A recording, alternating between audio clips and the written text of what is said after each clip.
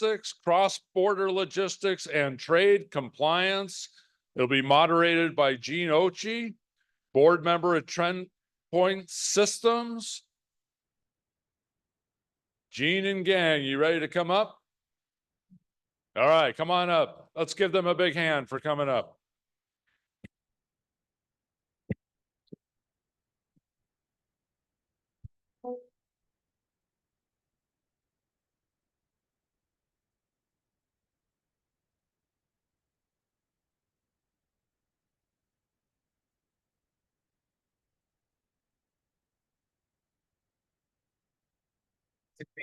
Yeah, you guys.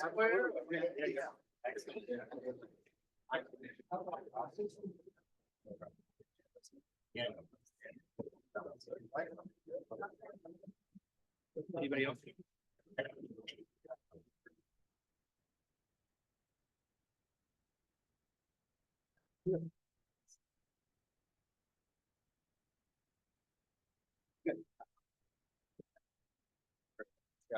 That experience.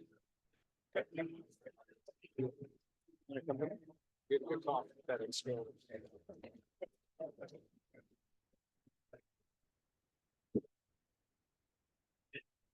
All right, good afternoon. We're going to start off with a little story. And what I've done is put together a little graphic of the story. And on the right-hand side, you see a fly. And on the left-hand side, you see a rhinoceros. And the one represents the length of time it takes for the gestation of a fly. So that's 1 day. On the other side, it's 480, and that represents the 480 days it takes for a rhinoceros to have a baby. So when you think about adaptability and things, the rhinoceros on the side is going extinct. And people are taking conservation efforts, and what they're doing is they're hiring rangers to shoot poachers because they're shooting the rhinoceroses. But there's a lot of other long-term factors that are going into the extinction of the rhinoceros, like the quality of the water, like the land and the feed they have, but they cost more money and they're more long-term. So people are taking the fast, quick action to face the poachers rather than balancing the short term with the long term. So when we look at this story and we talk about the first lesson is speed, because if the fly can regenerate itself 480 times in one lifetime or one gestation period of rhino. The second is to balance short-term and long-term. And the third lesson is in the middle there, we have humans, and they take about, let's say, 270 days to have gestation. Well, why aren't we going extinct?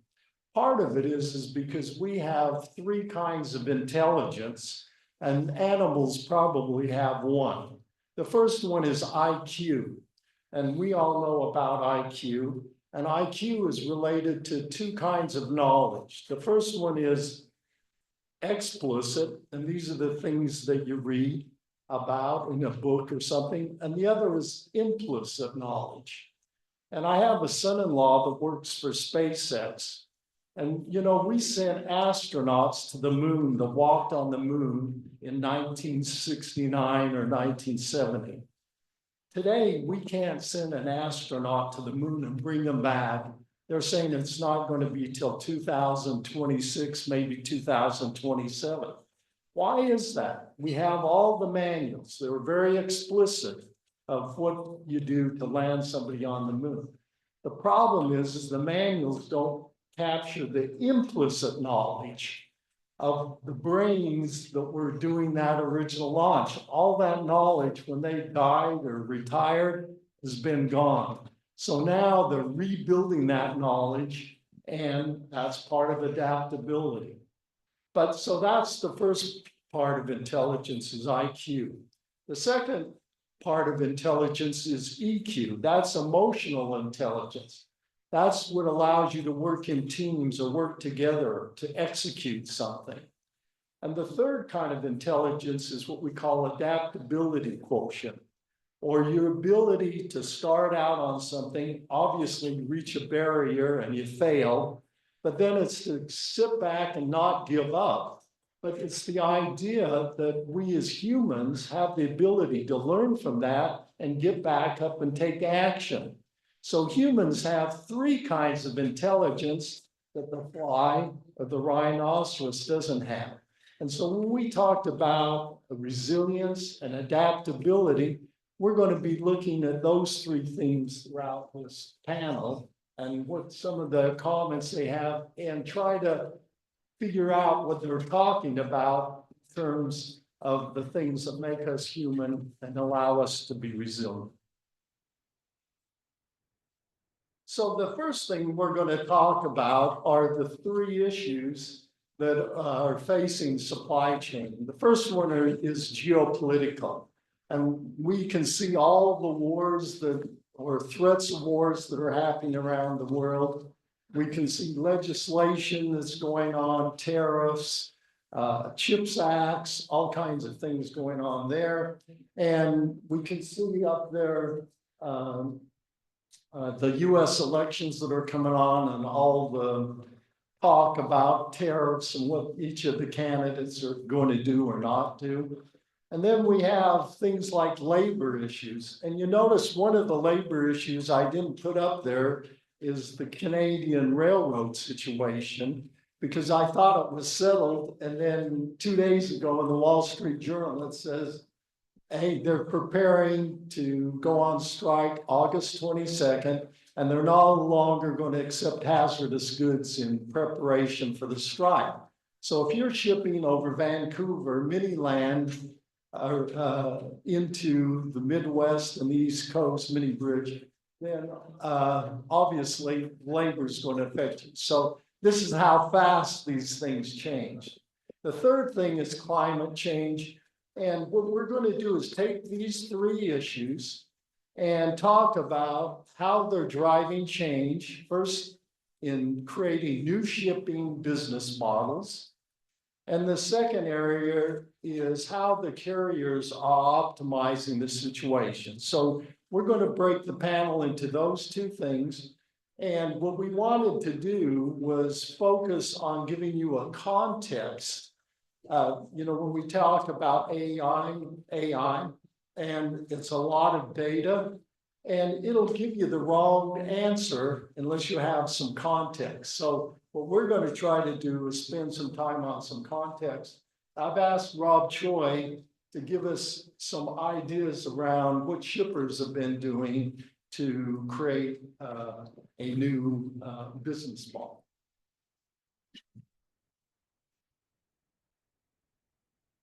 Thanks a lot, Gene, for really setting the stage for this panel discussion here. So what I'm going to talk through are just a couple slides just to paint some context around business models and what customers or shippers are doing around business models and making adaptations to what's happening in geopolitics or in the legislative environments or around tariffs. And then we'll talk about that some more and get some insights from the whole group here. So first thing I want to talk about is this trend of manufacturing. If you look at this, you see two different charts from 2013 to 2023. And from most of our working lifetimes, those of you who have been in the industry for a number of years, China has really been the default source and manufacturing center for all the products that you see, right? You look on the back of any label of any product, it's made in China, right? It was the easiest decision because China was making things a lot cheaper. The quality was a lot better as well. And we basically moved all our manufacturing and sourcing over to China. But what's happened over the last 10 years or so, there's been a change in thinking of that, okay? One, driven by, first of all, the loss of jobs, right? The middle class. where now we're looking at, hey, how do we bring some of those jobs back? And then the other thing is, I think through COVID, people realized, companies realized how much of their supply chain was single source, was dependent on sourcing from one country far away. So now everyone's looking at diversifying. So where do you see that diversifying, especially for the US, is Mexico. Also a little bit with Canada as well as part of NAFTA. And based on our tariffs with NAFTA countries, it's really low. So you have a lot of nearshoring, a lot of reshoring. So you see that trend going on. Here's just another slide which illustrates that point of US imports coming in from Mexico, and you see that trend. And what's happening from China, it's kind of stagnating. And we'll talk a little bit more about some of the geopolitics and things that are impacting that. The other thing I want to touch on here, again, to set the stage, is to talk about tariffs and legislation, because this also has an impact on companies. And to Gene's point about adapting, companies need to adapt and make decisions to adapt to tariffs, right? Tariffs are put up usually to protect strategic and domestic industries. Like, for example, these are the tariffs that were passed in May. EVs are going to move up from 25% to 100%. This are imports coming in from China. You have lithium ion, steel, aluminum, semiconductors. Okay, the U.S. has, with the CHIPS Act, and this is really a big thing, is really identified semiconductor, the chip industry, as strategic. It's part of national security. And they've invested in over $280 billion to rebuild this industry in the US. Currently, if you look at the chips industry, right, a lot of the highest end chips are produced in Taiwan, okay? And Taiwan, of course, with the geopolitics with China, you know, we see what's going on with Russia, Ukraine. And for me as a Chinese American, it's incredibly sad to see the state of our geopolitics, because in the early 2000s, with China joining WTO, World Trade Organization, I thought China was going to be part of the global organization, you know, be part of global trade. The relationship that we developed with China would be the same that we have with Europe and other developed countries, but it looks like it's going to be a little bit different. Okay, so the other thing I want to touch on is just an example. We kind of talked about that. We've heard about these companies in the news. We probably shopped on these companies. Is there's a tax loophole or a tariff loophole. There's this de minimis law which was in place since the 1930s. And it was created so that if you're traveling overseas, if you want to ship some stuff back for personal use, there's no tariffs on that. Now, over time, the limit of this tariff has been increased to now it's $800. And so there's companies that have started up to really take advantage of this. And it's great because as a consumer, we get low cost products from Temu or Shein. And for these companies, they built a whole business model around this, to the point where Amazon has announced that they will be basically copying this model. But then the latest news is that, of course, the US government is looking at maybe closing this loophole as well. So it's like a game of cat and mouse, but this loophole is really unique because if you look at any other country, there isn't such a limit of $800 where it's tariffs. If you look at Canada, I think the limit's like $15 US. It's about $20 Canadian. So this is really interesting. And of course, I work for DP World, a logistics company. And what's happening with Temu and Shein has really disrupted the whole air freight industry too. Because now these two companies are two of the largest air freight companies in the world.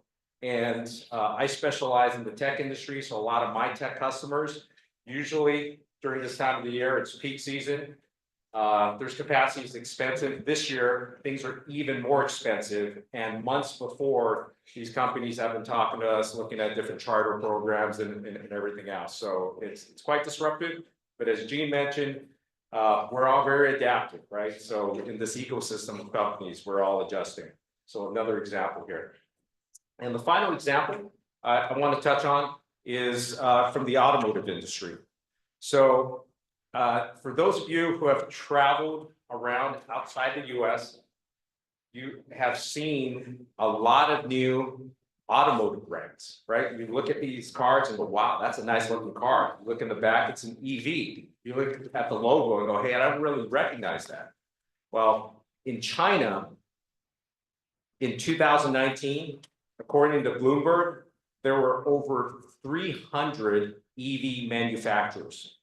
Today, it's down to about a little bit over 100, okay, EV manufacturers in China. Elon Musk calls this the most competitive market in the world. If we did not put up our tariffs to 25%, which is going up to 100% next year, our automotive industry will be decimated, okay?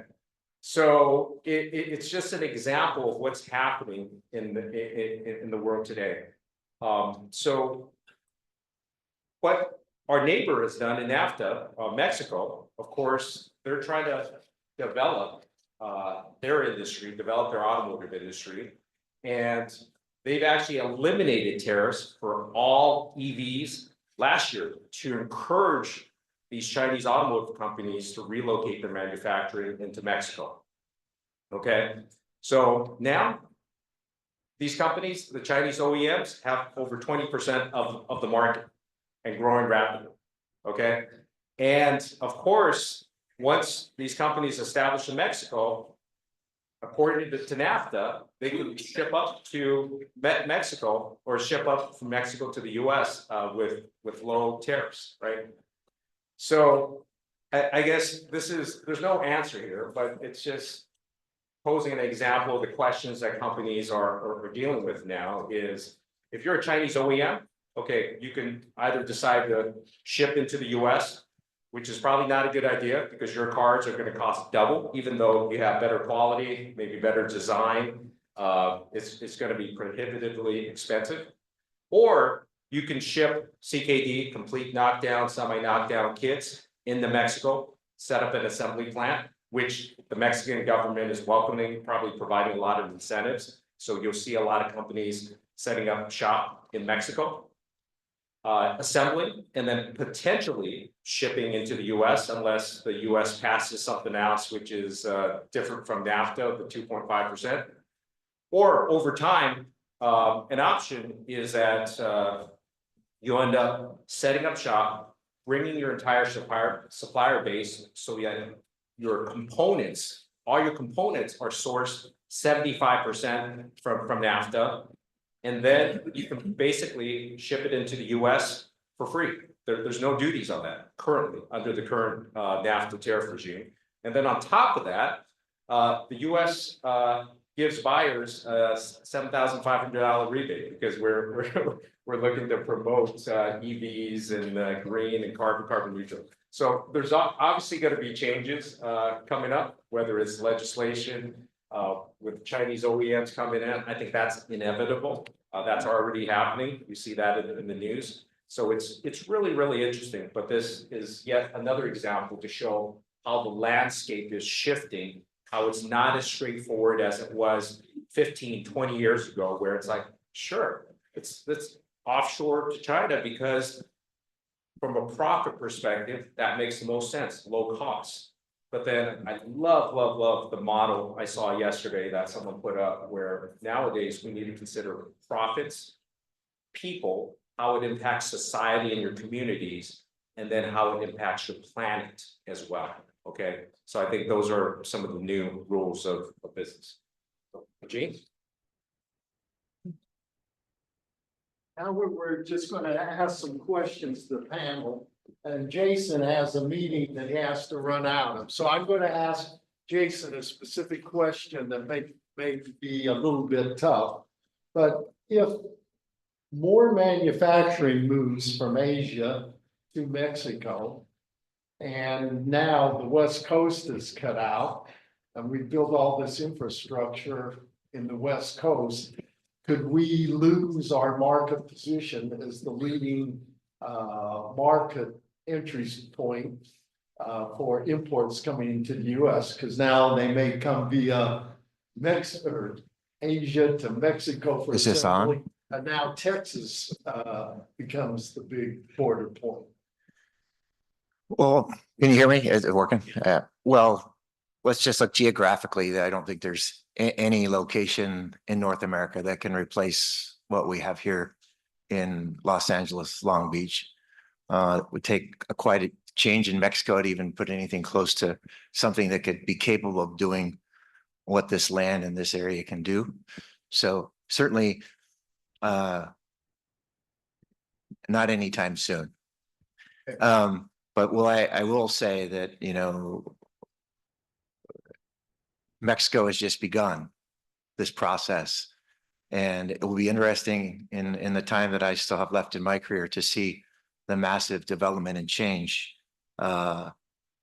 as more and more manufacturing and distribution occurs in Mexico. The question will be down the road, when did property values equal along the border? When does labor costs begin to equal at the border? When does that disadvantage disappear? That's a long ways away, but at some point, there will be some level of equalization where it won't make as much financial sense. But look at Long Beach and the Port of Los Angeles are just unique geographic areas that I just don't see any other place in North America being able to do that lift anytime soon. The infrastructure itself would take forever, long time. Okay. Maybe Scott, I could ask you a question about this. Rob showed the example of Temu and Shein.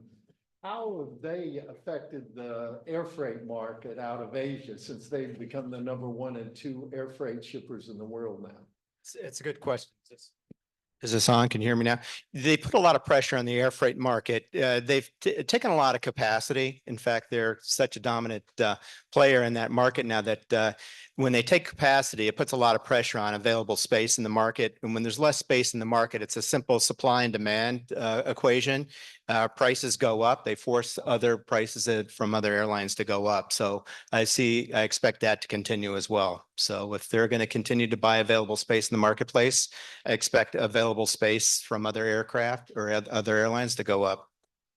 And so what implications might that have for peak season, other Yeah. peak season? Well, you've got these dominant players like a Temu, Shein. When available spaces with the airlines is available, they put pressure on those other airlines for that available space. So that's one scenario. The other scenario is that the available space is at a premium. So that puts the airlines sell that at a premium. So that just, again, prices just continue to rise. Okay, perfect. You guys think the trend moving production out of or sourcing out of China to other parts of Asia will continue to grow as well? That migration that kind of Rob described a little bit. Yeah, if I can jump in, Jane. Yes. Yeah, if I could jump in as our company, my company is a 4PL. And one of the things, if I could just touch on what Jason said a little bit, I agree with Jason, and then I'll come back to that question. But one thing I want to make known, we're an industrial importer. And what I've noticed, my Mexico facility has actually started to ramp up lately, Jason, because of, we're in Monterrey, Mexico. We have a highly educated workforce there. The infrastructure is improving, has improved for the last 5 years that we've had a warehouse and distribution center there. But in addition to that educated workforce, our labor cost is fairly inexpensive. And what I find is we're importers for primarily the automotive and power gen industries. My customers and my clients are starting to put so much pressure for us to be a lower cost provider that nothing against the West Coast, but we're based in Cleveland, Ohio. We're in Middle Earth there, and our Mexico, our any of our just near south of the border facilities are growing in demand for inventory management and storage than our Louisville, our facility that we've got up in the New York, Boston area. So although I don't see a displacement of the West Coast, I do see a trend moving in that direction. Now, for your second question, Gene, as you mentioned with respect to displacing Asia, Mexico's not going to do that. But as I look at, as you mentioned, Taiwan, outside the geopolitical issue with China, as I look at even Thailand, Vietnam especially, I do start to see that my clients, my manufacturers, are looking, I would say, outside the norm, really concerned about China, and really looking for alternatives and asking us to assist with those alternatives. So those are the countries, the other Asian area resources that we're looking for to support our manufacturers' efforts in getting raw materials. Yeah, hey, Gene, if I can add to that, I do think absolutely the shift away from China is real. We see that with all our customers into Southeast Asia, especially Vietnam, as you mentioned, but also into India as well. And don't be surprised this in the next month, if any of you are buying the newest generation of iPhones, some of the iPhones are actually going to be produced out of India for the first time. Okay. So this is a huge change, but it's something that Apple is doing as well. Maybe I could ask Scott a question about AI. How is AI being used, you think, in the freight business now? Well, right now are we on? Can you hear me? Yeah. So right now it's in its infancy stages. Essentially, it's more for productivity and efficiency and a little bit for predictive analytics, specifically for package tracking and delivery optimization, customer service, smart sorting and handling, supply chain management, operational insight, and predictive analytics for companies like ourselves and other carriers similar to that. So that's what it's being used for. There's a lot of growth in this area, obviously, but we're still, I say, in the infancy stages, just from my understanding, my reading about it. Okay. Jason, I want to get your take on what you think Maersk is doing and what you see in the industry in general. Certainly at the infancy stages in many ways. In the area that I manage, we're beginning to use it mainly for improved reliability at distribution centers and improved safety. And the next step is really production planning and more around slotting and distribution type activities that go into a facility. Yeah, Jane, if I can add to that, we again, as a small business, really working with a lot of these folks to get our customers what they need. We kind of look at AI, and we're using AI slightly different. Our coin that we term with AI in our space is augmenting the individual. So we put a humanistic touch. So a lot of what you hear about AI is typically around processes, systems, how are we doing with respect to things like demand planning? But it's individuals that do that work. So we leverage AI to kind of, from a humanistic approach, a lot of design thinking to make sure that our employees and our staff even at the, that frontline level worker is leveraging AI in a way that is actually augmenting or supporting their skill sets, what they have the ability to do. So going back to what you said about intelligence, right? So they can actually make those decisions as quickly as possible, leveraging the technology. So it's the technology supporting our people just as much as that technology improving the processes that we go through. And we're noticing that the impact or the difference that we're having leveraging AI isn't just that our processes and systems are better, but our people are ending up using it in a way that's actually advancing. So that augmenting individuals work real well for us. And it's changing the way that we work to support our customers. Great. Now I'm going to change subjects now. We said we were going to talk a little bit about what the shippers are doing, given those three driving forces. Now we're going to switch to how the carriers are trying to optimize. And I've asked Andrew to kind of give us an overview of that. So here's the beeper.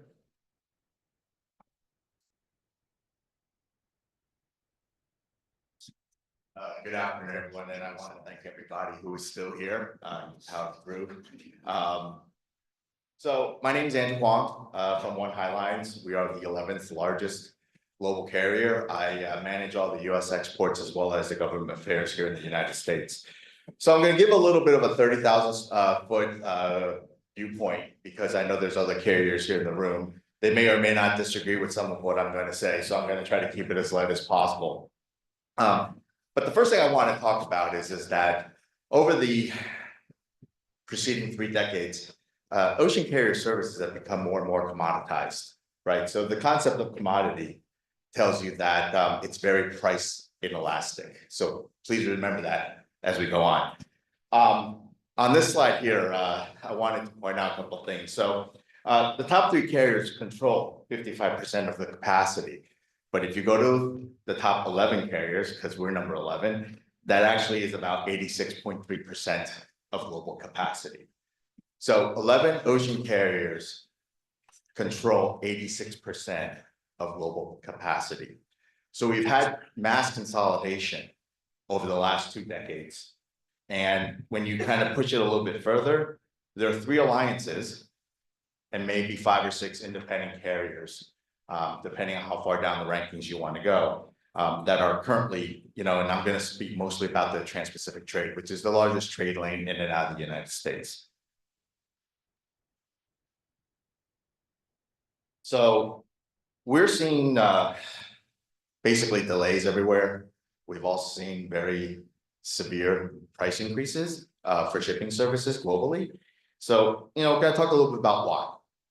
So as we go into the, what are some of the inherent potential reasons for these disruptions? Some of them don't necessarily make a lot of sense. Some of them do make some sense. So, we'll talk a little bit first about transit times. So now we're seeing, because of geopolitical reasons and also global weather,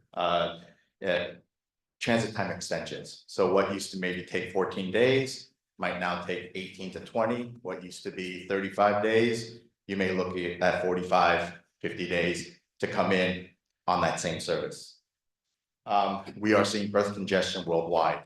This is a phenomenon that was Singapore. We're seeing it in Shanghai. We are seeing it in Europe. We're seeing it in the Mediterranean, and surprisingly, up and down the US East Coast. I get almost all of our updates for all our services, and it's surprising to see congestion in ports that I have never seen before. Shekou, China is one of our main transshipment ports in Asia. Never ever had congestion. 2 weeks ago, I saw a report that we were berth delayed because of congestion in Shekou. So as we look at some of these delays are causing artificial capacity caps. And because of that, we have seen rates go up.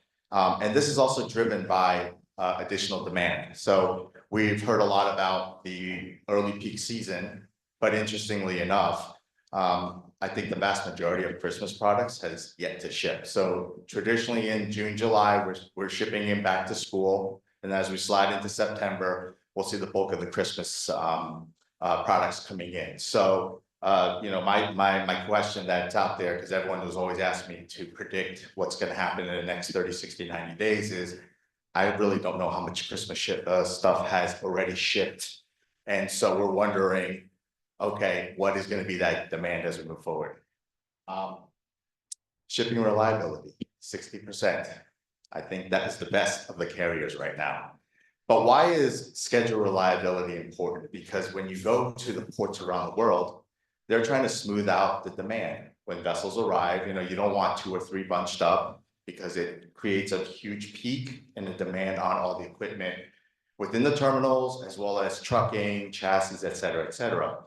But when ships get off kilter and they're arriving late, what's happening is they're coming in as other ships are coming in on time. So you're creating this demand, this artificial demand, which can't be absorbed. So ships have to wait to berth. And so in some ports, you're seeing 7, 10 days.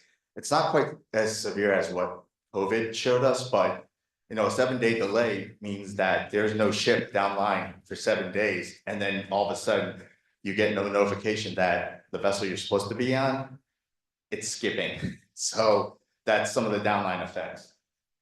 I think the ILA, labor disruptions, we've talked about this over the last couple of days. I have my feelings on this, so if anyone has any questions, you can ask me. Stock replenishment. So I was curious as to kind of where we are sitting right now with inventory to sales ratios. Long term, it's 1.41. Inventory to sales ratio. As of June, 2 months ago, it stood at 1.38. So we're getting close back to what the long-term stasis inventory levels are. But again, consumers' demand is strong. We saw July numbers surprised everybody, up 1% against June. So the product that's brought in, is it getting bought off the shelves right away? We don't know. So I'm kind of very curious to see what July numbers look like. And I think they're coming out today. So the climate effects, right? We are seeing storms. We are seeing fog. We are seeing a lot of delays because of climates. And we're going to go a little bit more into those later.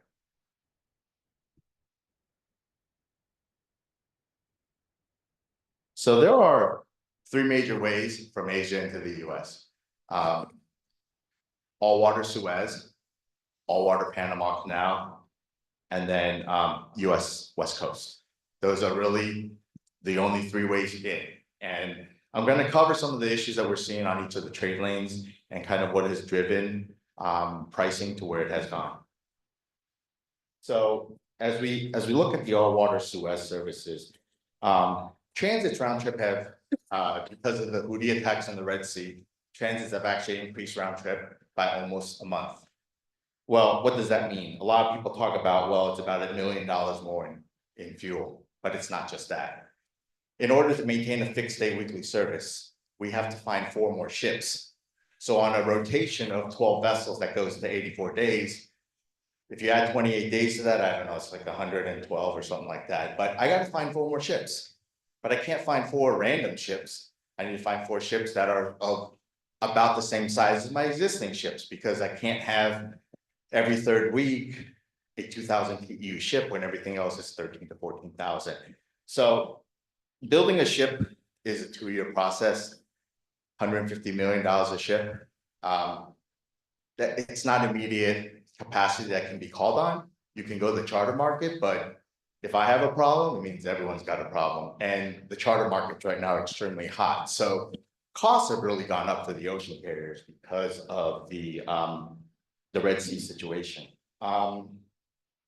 Weather. So interestingly, about 3 weeks ago, there was a big storm off the Cape of Good Hope. So all the ships have been going over the Cape of Good Hope 4 days. No ships could cross.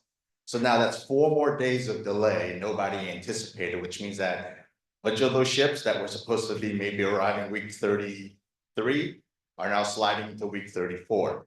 Well, you have other ships behind it who were waiting also. They're all going to be on time. So now you got maybe a week and a half of ships trying to berth for the capacity for 1 week.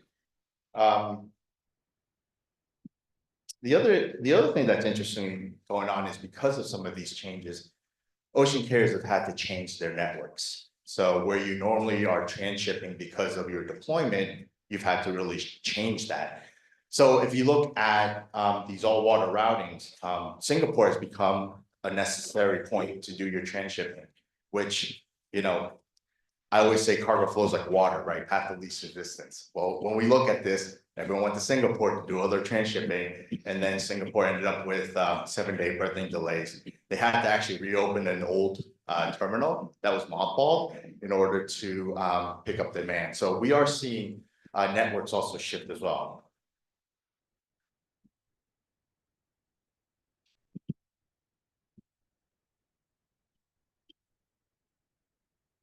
So how have the spot rates looked? In May, as we're negotiating contracts, rates were 1,500, 1,800 to the West Coast, maybe 2,300 to the East Coast. Today, or actually I should just say July, because the West Coast rates has moved down a little bit. We were high as $8,500 to the West Coast. We were as high as $10,000 to the US East Coast. And that is because of the delays. Every delay, every congestion creates an artificial cap on capacity, because you can't build more ships, you can't keep up with the delays that you see in the markets, because you can't just continue to throw ships at it because they don't exist. So let's talk a little bit about the Panama Canal. So I really like this slide. Panama Canal has been affected by weather, and a lot of it has been due to the drought. It takes 50 million gallons to move one ship through the locks. Well, when there is less water, which we saw, number one is they've reduced the number of crossings a day as low as down to about 18. But the other thing they do is they tell everyone lighten your ships, because we're not going to put that much water in on every crossing. So as you look at this caption, with deeper draft, you can load more cargo. With the shallower draft, well, you can't load that much cargo. So carriers then implement these surcharges. There are carriers who actually came in on one side of the canal, unloaded cargo, lightened the ship, went through the canal, had that cargo go via rail, and then reloaded back on the other side. Novel idea, but all that does is add cost to everything. So, you know, the scenario that we saw was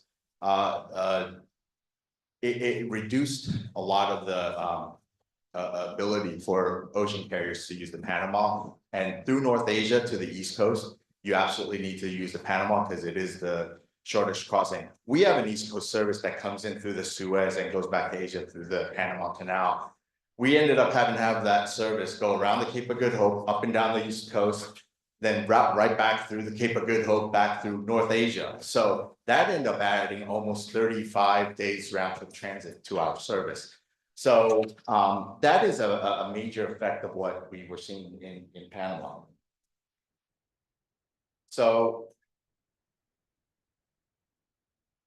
you know, I want to talk a little bit about the US West Coast.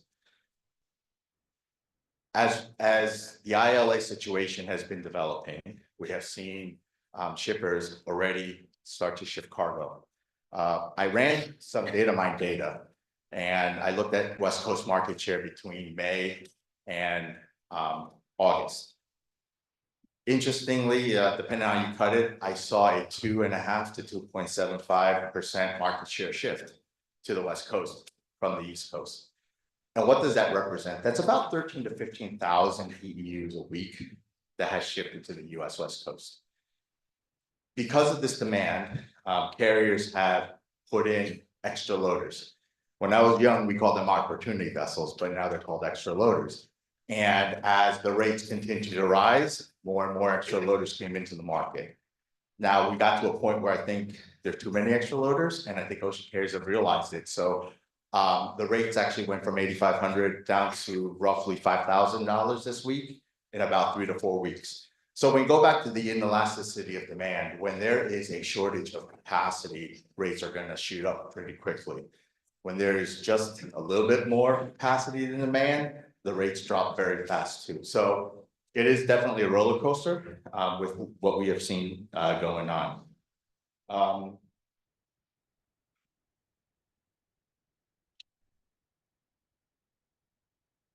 So one of the things that interesting is enough is with the change in the rates, East Coast rates have stayed the same. So I took a little bit of a look on an analysis, and if you're moving cargo from into the West Coast to Chicago, it's actually now cheaper than moving from the East Coast into Chicago. Shippers are very smart. So now they're going to say, okay, I'm going to go with the path of least resistance and the lowest cost. So we are now seeing even more, we will potentially see even more cargo shipped to the West Coast, just particularly into the Midwest, just due to some of the way the rate structures have now fallen into place. So, I'm going to leave that here, just kind of as a context, optimization of ocean carriers. A lot of this is the market demand and sort of what prices can be commanded, at origin points to come in. And there are other things that are going to come in to play. Gene mentioned the Canadian rail strike. How strong is consumer demand? And then how much capacity will the carriers pull out of the West Coast? As capacity continues to surge and the rates continue to fall. So I'll leave it there for Gene to ask a question. Thanks for giving us some context of what is going on and what the ocean carriers are doing. But when we talk about adaptability and resilience, it used to be ocean carriers would respond in times of tough times by saying, we need to grab market share. So they'd even deploy more capacity. But what COVID taught them was that by managing capacity, you can actually optimize profit. So now as opportunities come up, they're not going crazy deploying more capacity. They are figuring out ways to optimize that capacity to keep the rates at the level that they can be profitable. So these are some of, when you talk about adaptability in the supply chain, whether you look at the shippers and the way they're moving, or you look at the ocean carriers, this is part of it. So what do you guys think is the major geopolitical issue out there that is going to impact us most in the next 6 months or so? You want to start, Jason? Sure, there's no doubt that it's the Red Sea challenge, and we don't see as an organization that ending anytime soon. And it will probably be the catalyst to much of what was put on in the presentation here. And it's also, demand, and that's the situation, but demand in the US is still pretty solid and pretty strong. And we manage warehouses for clients across the US, and the buildings aren't full. I mean, they've depleted down to a point where we're starting to see the need to get more volume in here. And it's interesting to see the comment around seasonal volume. We're seeing that 3 to 4 weeks behind the normal schedule that we've seen in some of our buildings. So look, that geopolitical challenge really in the Red Sea is going to be probably number one. It'll be interesting to see as the US goes through some change potentially here, how that's addressed in 2025. All right.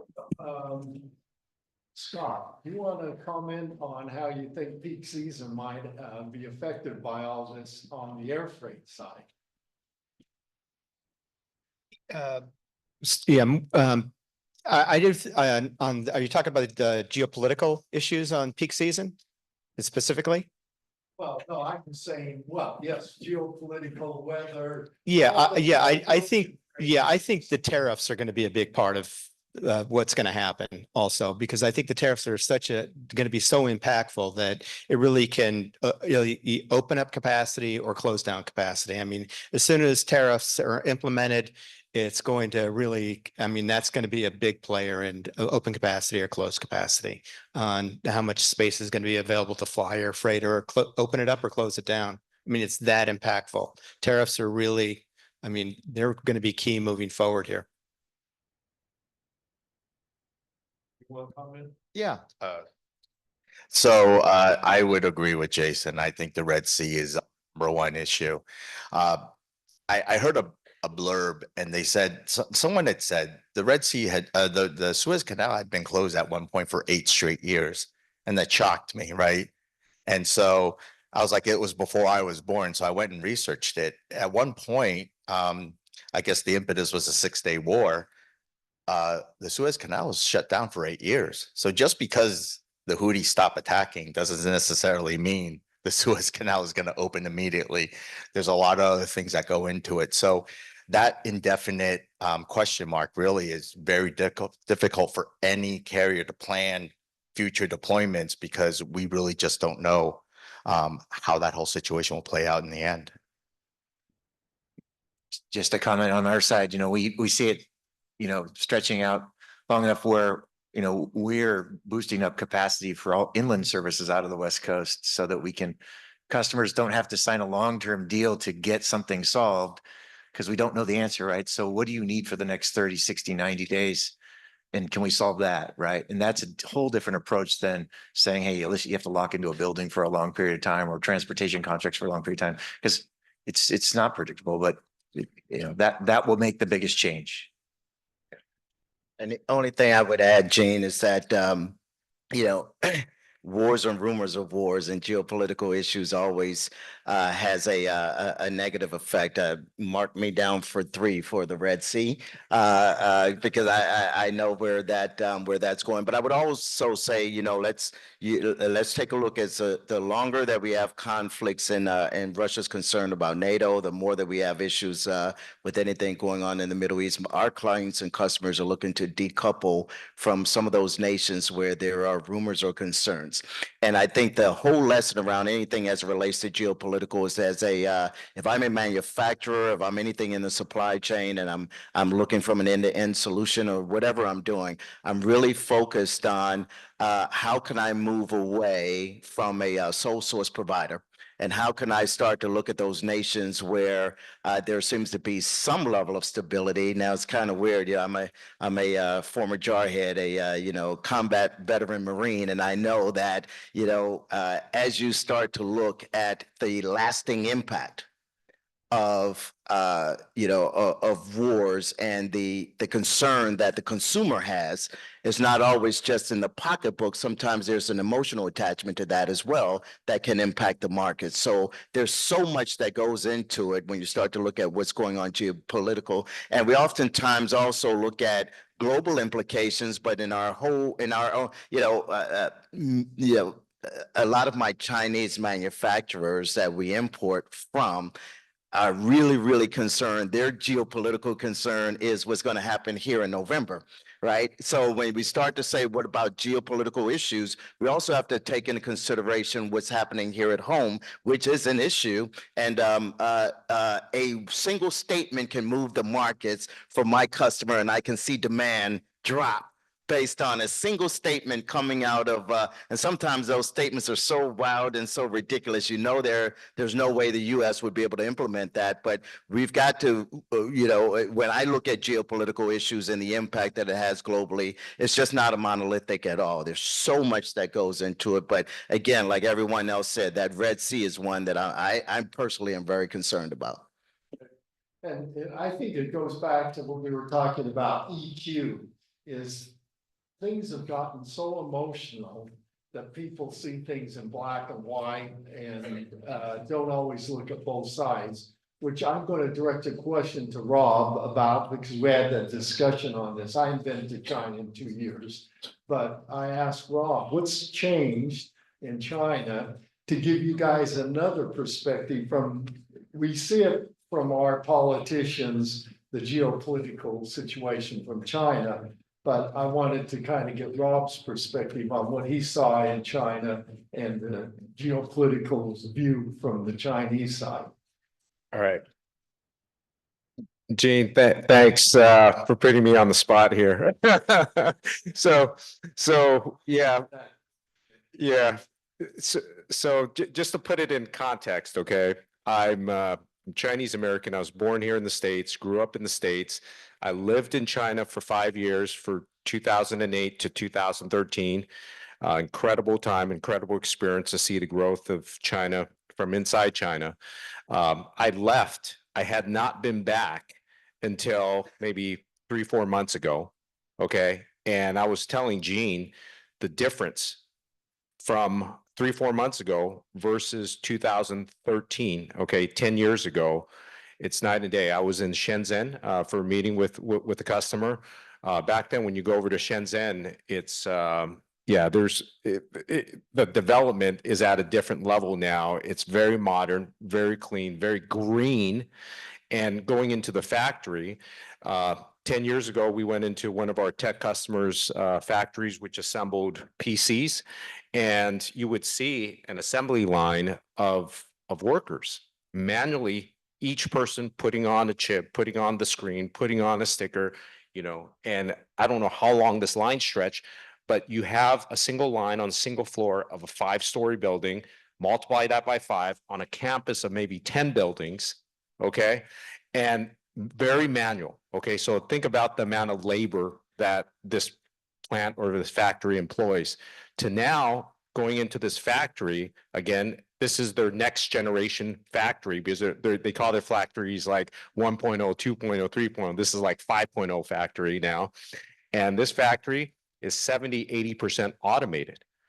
So in the back of my mind, because before Shenzhen used to be a city where you have all these people coming from the more rural areas, like the tier 2, tier 3 cities. And in the back of my mind, I'm wondering what about the jobs? There's graduates every year coming out. And of course, hey, I'm not the expert. I'm not going into the cities, but I think when you talk about geopolitical now, for many countries, it's about jobs. It's about how do you protect the jobs? Because if you protect the jobs, the people, okay, the profit, people, planet, the people feel secure and you have a stable society. If you don't have the jobs, then it impacts stability of society and you have issues.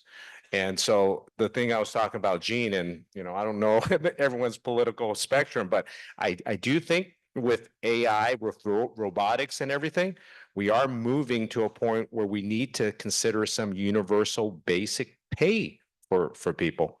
So everyone has a sustainable level of income so that you have a stable society. Without that, and I'm not advocating redistribution of wealth or anything, but there needs to be some consideration of things like that. So I'm going to run through this. This is the last question I'm going to ask the panel.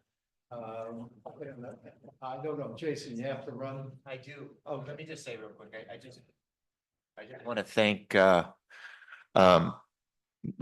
Nick Vias mainly for allowing me to be part of this program for so many years, and it's so exciting to see the growth and see how large this group is and the size of the cohort that's going on. It's just such a great program, and it's a real privilege to be part of this, and I've met so many great people through this, and it's good to be here. I got to go to San Francisco, but I appreciate the opportunity to be here. Thank you.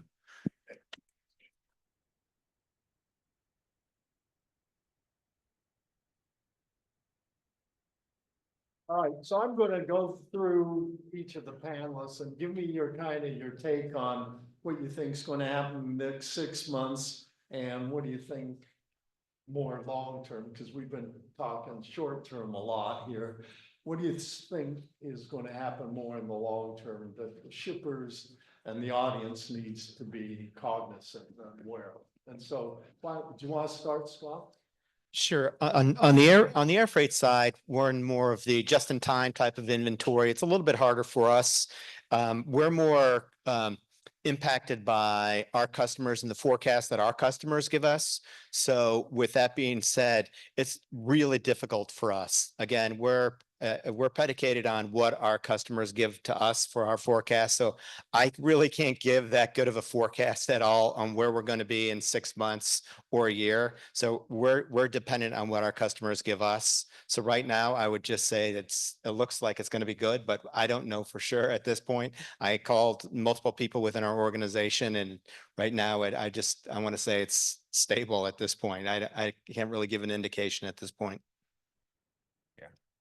Yeah, from my perspective, looking at technology customers around logistics, we focus on three different segments, and I'm very bullish around the prospects because our customers, one of the segments we serve is for consumer electronics.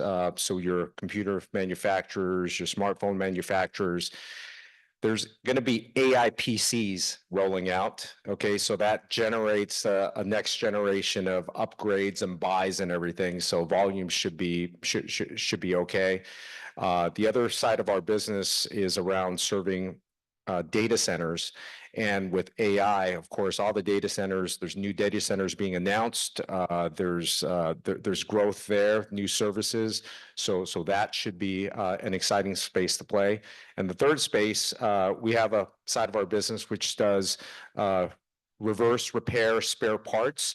And it's focused around companies that have robotics, automation, and of course, that's an area that's forecasted to grow as well.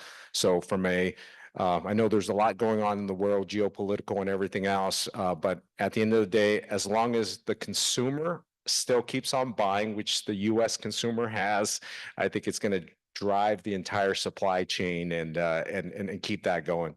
So I think the best thing we can do for those of us in the room, because I think we're pretty privileged being in the room, having the education, having jobs, is keep buying. Okay.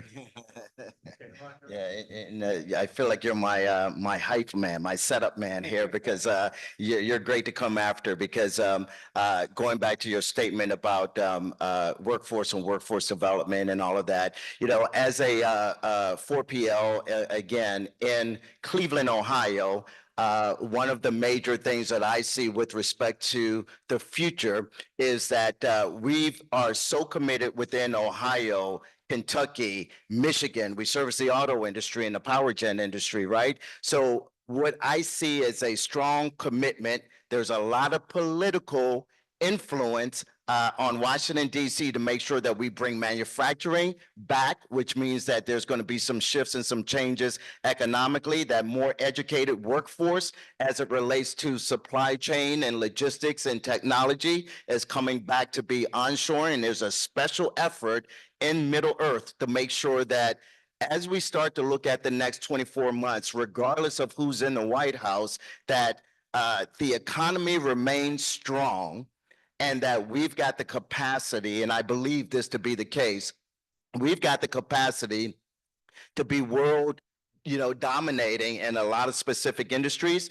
but especially with our ability to leverage technology. And I think what we're going to see, and I would encourage attendees, and I really encourage the young, energetic cohort here, when I talked about augmenting the individual, looking at AI in a way that you can actually impact people's lives positively, leveraging the technology by creating the jobs and doing those different things. I think the more we do that as a nation, we're going to remain competitive in every industry, every sector. We're going to continue to lead the way. And I, too, am very bullish on where we are and where we're going for the future. Okay. I'm going to skip Andy, so we're running out of time, but I hope that you picked up at least 3 lessons here. First, you want to be the fly. You want to be moving very, very fast. Second thing is you want to do what's expedient in the short term, but understand what those things you do in the short term are going to do in the long term. And as executives, that's one of the hardest things in business, is balancing short-term and long-term. And then finally, as humans, let's use the 3 kinds of intelligence: the IQ, the EQ to work together and be able to execute things, and AQ, no matter what is thrown at us, whether it's geopolitical, climate, or labor, that we can get up from our defeats, learn from it, and get up and go at it again. And as supply chain professionals, our business is loaded with these things. So it's our imperative to think about the management lessons that we need to do to carry forward. So thank you very much. And thank you for the panel for all the good work.